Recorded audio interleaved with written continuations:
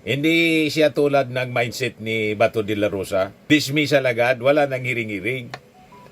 Wala nang trial. Gusto niyang itapon agad.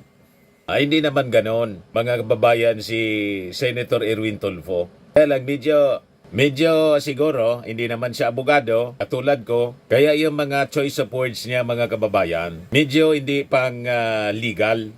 Di ba? Ang reading ko sa kanyang gustong ipaliwanag, ang ibig sabihin niya, hindi dismissal of the case. Kaya lang, ang lagi nang nababanggit, dismiss the case. Kung di, pag dumating kasi sa trial, pag sinulong mo yung trial ng impeachment cases or impeachment case laban kay Sara, ang magiging aksyon ng mga senator judges, sabi ng mga legal luminaries, constitutionalist, dalawang bagay lang. It's either i-acquit mo or i-convict mo.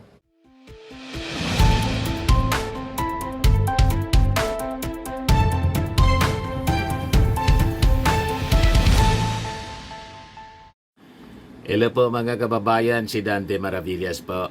Bicolano vlogger, broadcast journalist from Albay. Nagpa-presscon mga kababayan si newly elected Senator Erwin Tulfo. Tinanong ng mga reporters kung ano yung posisyon niya sa impeachment trial kay Sara Duterte. Diba? Kasi si Erwin, mga kababayan, hindi siya pumirma yung endorsement ng impeachment complaint. Kasi ang sabi noon, mga kababayan, ni Erwin Tulfo, tama naman yung posisyon niya.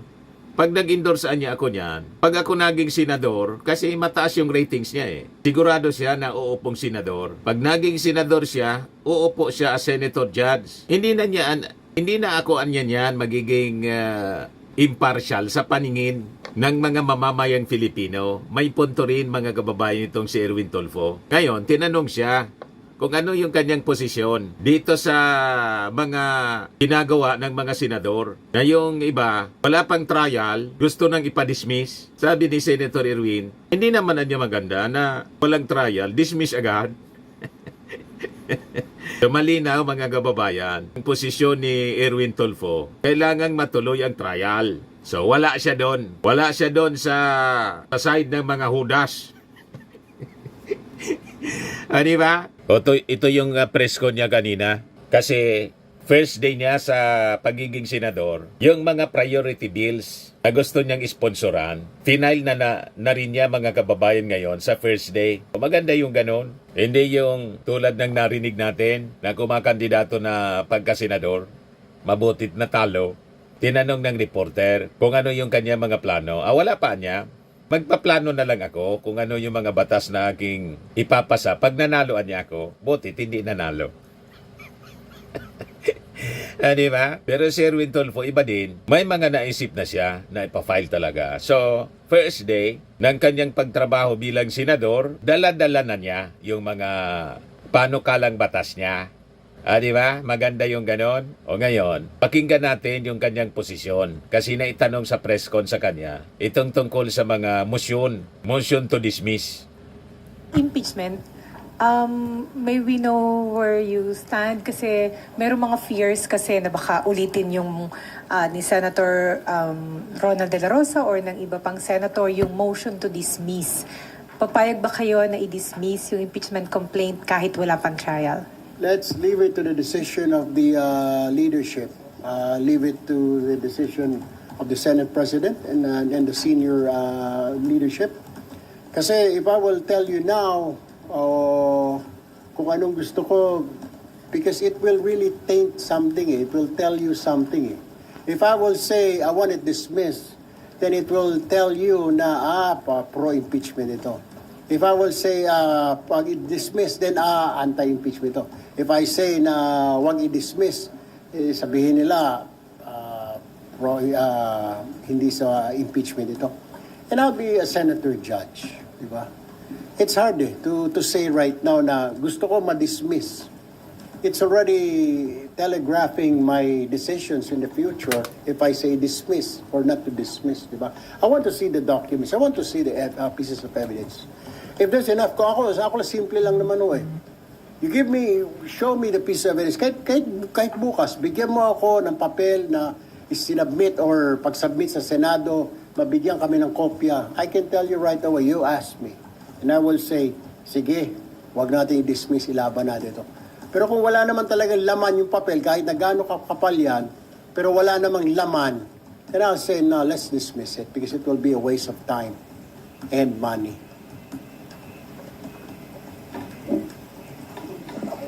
Wala pa ang opisina. Inaayos pa yung opisina namin. But I will visit every other day siguro. Okay? Sa the office. Yung constitution, yung constitutionality ng impeachment, looking at it, kung talagang titignan mo, may punto yung sinasabi ng House of Representatives sa Section 11. Pero kung titignan mo, may pinupunto rin naman itong kabila. But you really have to weigh things na talagang hihimayin mo. I'm not a master of law. Diba? I just have to really rely as a journalist like you, rely on the pieces of evidence submitted before me. Parang, di ba, every time we do a story, meron tayong mga expose. Give me the documents, we say. Then from there, we do the story. And then we confront that person na being accused of, sir, may dokumento ako, ganito, totoo ba ito? We also have to, we don't put out the news. Hindi natin ginagawang balita kung hindi pa natin naririnig yung side nito. Unless kung ikaw ay columnist or ikaw ay opinionated na journalist. Sir, mag-hire kayo ng legal team or additional lawyers to advise you for the impeachment trial kasi it's going to be very legal matters talaga. I talked to two of them kaninang lunchtime. I already did. Trial lawyers sila. And they said they're willing to help me out. Dalawang lawyers. Senator, pa-clarify lang po, pasensya na. Sabi niyo kanina, pag-aaralan niyo kung dapat i-dismiss, kung wala naman laman. Ibig sabihin, you are open to the impeachment complaints dismissal kahit walang trial kung makita ninyo dun sa mga, siguro, yung maagang submissions? Dahil sa Section 11, it should go to trial. You cannot just be throwing it away, di ba? So, malinaw mga kababayan, hindi siya tulad ng mindset ni Bato de la Rosa. Dismissal agad, wala nang hiring-hiring. Wala nang trial. Gusto niyang itapon agad. Hindi naman ganon, mga kababayan, si Senator Erwin Tulfo. Kaya lang, medyo siguro, hindi naman siya abogado, katulad ko. Kaya yung mga choice of words niya, mga kababayan, medyo hindi pang legal. Di ba? Ang reading ko sa kanyang gustong ipaliwanag, ang ibig sabihin niya, hindi dismissal of the case. Kaya lang, ang lagi nang nababanggit, dismiss the case. Kung di, pag dumating kasi sa trial, pag sinulong mo yung trial ng impeachment cases or impeachment case laban kay Sara, ang magiging aksyon ng mga senator judges, sabi ng mga legal luminaries, constitutionalist, dalawang bagay lang. It's either i-acquit mo or i-convict mo. Walang dismissal, acquittal, or conviction lang. But anyway, ang sinasabi ni Erwin Tulfo, mag-trial muna before i-dismiss. Siguro, ang ibig niyang sabihin doon, ilatag ang mga ebidensya. After na malatag yung mga ebidensya, bigyan ng pagkakataon to defend the accused, si Sara Duterte, sa pamamagitan ng kanyang mga matitinding abogado. Then afterwards, saka sila magdidesisyon. Yan ang ibig sabihin ni Erwin Tulfo, kaya lang ang lagi niyang nasasabi, dismiss the case. baka ma-misinterpret ninyo. Kaya nililinaw natin na dadaan sa trial. Yan ang kanyang posisyon. Dapat dumaan sa trial. Yan Parang there's something, no, there's a violation of the Constitution if we will not go on trial. Oh. What I'm saying is, bakit natin, I mean, we will hear that, tapos i-convict natin yung tao, wala naman laman, yung ika nga na pinadalang evidence dito ng Congress. What is it for, di ba? Well, we will be wasting time, we will be wasting a lot of money for... Medyo hirap na magpaliwanag si kabaro natin sa media. Erwin Tulfo. Hindi naman siguro ganon ang gagawin ng mga prosecutors. Sa tindi ng mga prosecutors po, napakagagaling. At sa daming na-gather na ebidensya, kaya nga gusto nang ipadismiss without trial, napakabigat ng mga ebidensya na hawak ng mga House prosecutors. So medyo alanganin yung statement ni Erwin Tulfo na walang ebidensya. Blanco. Hindi man siguro magpapadala ng mga papel na walang nakasulat, blanco. Lalo na yung mga chichirya po. Tambak yun po. More than 1,000 na mga fictitious names. Mga acknowledgement receipts na ang mga pangalan po, katawa-tawa. Mga chichirya. Sabi nga natin, pati si Marian Rivera, si Chel Jokno, nadamay. May pangalan doon sa acknowledgement receipt na tumanggap ng pera na walang kaalam-alam sila. Nagamit na ni Sara. You see?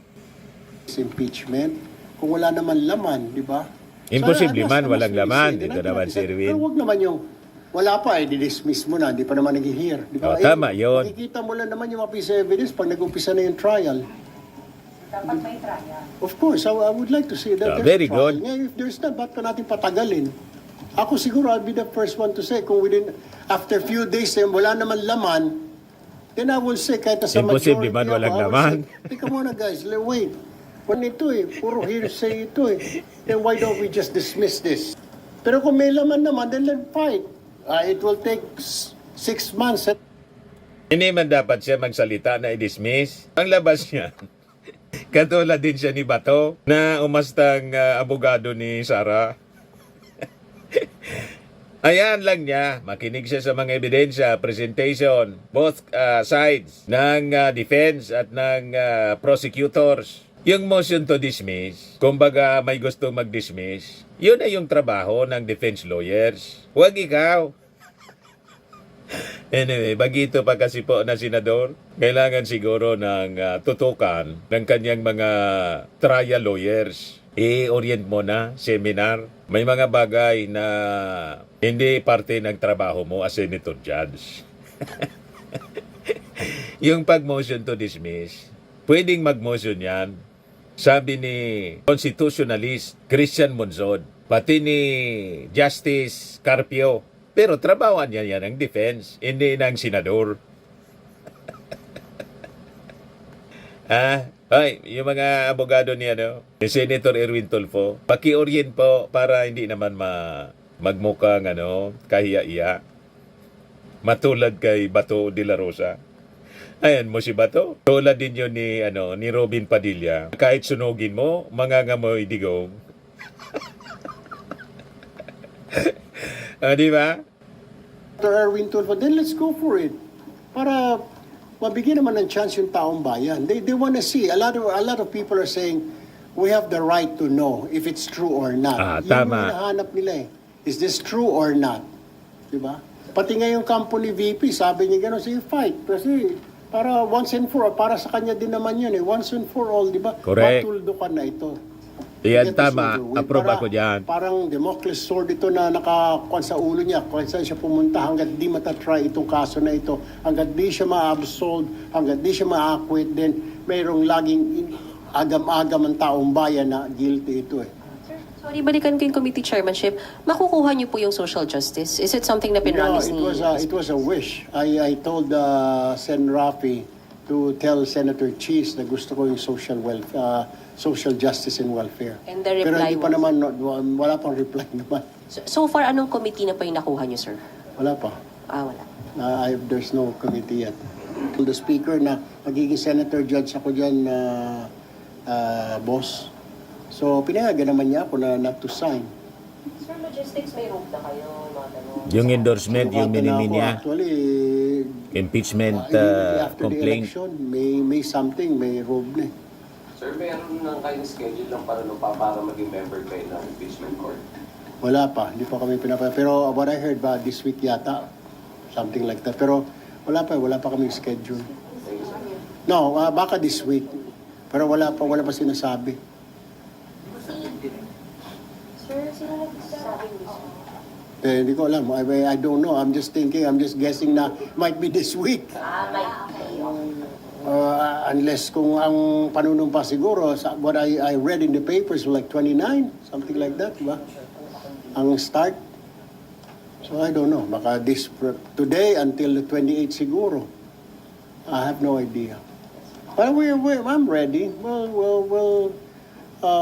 Whatever the decision of the majority of the Senate leadership, then we'll just abide. Kailangan i-try ito, let's try. And then I think we really have to listen to the people, to the public. And diyan, minsan nagsasabi na we have the right to know. After all these people, you guys who elected us have the right to know. Diba, hindi naman pwedeng itago yun. So it's just proper na, sige, let's go to trial. Di ba? Kung not guilty, ba't po patagalin? That's it, basically. Pero wag naman yung i-dismiss mo na hindi pa naghihiring. Ano ba naman yun? Para masinabi, murder ang kaso nito, dismiss, sasabihin ng judge. It's kind of hard. Maraming salamat po. I'll be seeing you po every day. Wag muna ngayon, wag muna bukas, wala pa akong opisina. Pero starting on the 28th, you can come to my office anytime. You can ask questions anytime. Feel free. Sure. So maganda, kailangang matuloy ang trial. Yun naman talaga ang dapat. O ngayon, si Boying Rimulya, Justice Secretary mga kababayan, mag-apply daw siya na maging susunod na ombudsman. Alam na this. Di ba, mga kababayan? Magre-retire na kasi si Martires, yung appointee ni Digong, na excited sana. Mabutit nagbago yung isip niya. Excited sana na imbestigahan yung in-endorse ng Congress na kasong korupsyon ni Sara Duterte. Kaya lang, nagbago yung isip kasi magre-retire na siya. Kukuha pa ba siya ng problema niya? Baka makaapekto sa kanyang retirement benefits? O ngayon, kung halimbawa si Boying Rimulya ang magiging ombudsman, remate, pag hindi tumino yung mga senador, kahit tambak yung ebidensya, i-acquit nila si Sara, may ombudsman tayo. Di ba? Machi-checkmate pa rin, mga kababayan, si Sara Duterte. Halimbawa, i-acquit ng mga kakampi niyang senador. Yan sabi dito sa balita ng ABS-CBN, Justice Secretary Crispin Rimulya said he will submit his application to the Judicial and Bar Council for the position of ombudsman. Si Ombudsman Samuel Martires kasi is set to retire on July 27 upon the completion of his 7-year term. So sabi ni Boying, mag-apply pa lang. I am submitting my application by Friday. Before Friday, sabi po ni Rimulya. Shock na to. Sigurado naman po na magiging ombudsman siya. Ngayon, tinanong siya kasi finailan siya mga kababayan ng complaint sa ombudsman. Kasama yung other administration officials, remember? On the arrest of former President Rodrigo Duterte. After na magsagawa si Amy Marcos ng Senate investigation in aid of Digong. Sabi ni Rimulya, yung JBC niya can always evaluate that properly. And I don't think that can hinder my application. So sabi dito sa balita, Rimulya did not provide specifics as to what he plans to do if appointed as the next ombudsman. I think that I have a lot to offer. He has also names in mind as possible replacement, niyang replacement. Pero ayaw na muna niyang sabihin.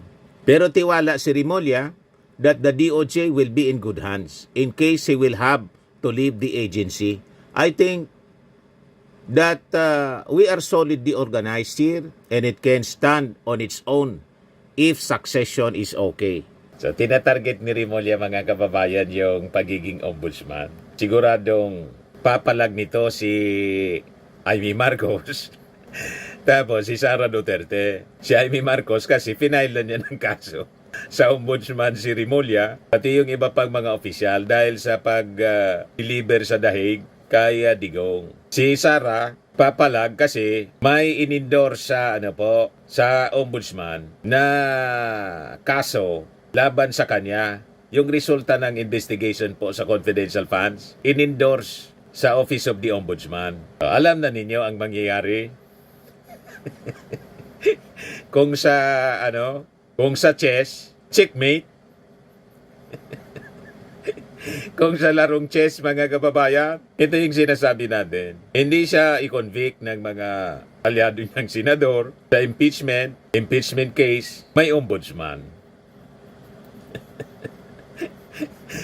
Yan kasi. Pakinggan natin si Boying Rimulya. Mag-a-apply pa lang ako. I'm submitting my application by Friday, before Friday. Bakit, sir? Wala. I think that I have a lot to offer there. Ganun din. Sorry, pero di ko may final kong complaint sa inyo si Senator. Okay lang yun. The JBC can always evaluate that properly. Pero hindi naman po yun conflict na... I don't think so.